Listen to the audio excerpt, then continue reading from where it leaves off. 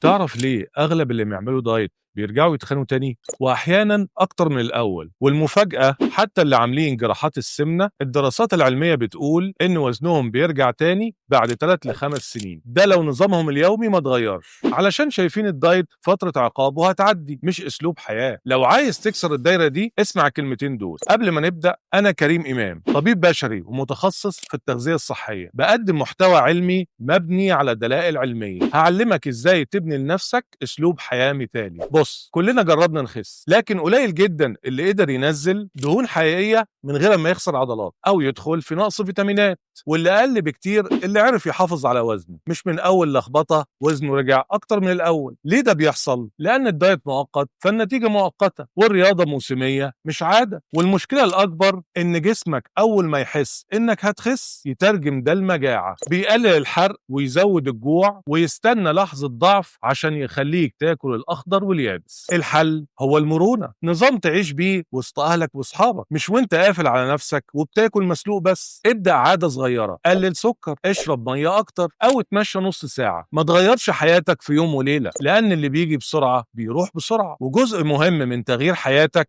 إنك تتعلم إزاي تحسب سعرات أكلك وتعرف قيمته، مش عشان تعقد نفسك، عشان تاخد قرار أذكى. وده بالظبط اللي علمهولك في اللي جاي، عشان تخس بطريقة صحية وتعيش براحتك وتستمر بإذن الله.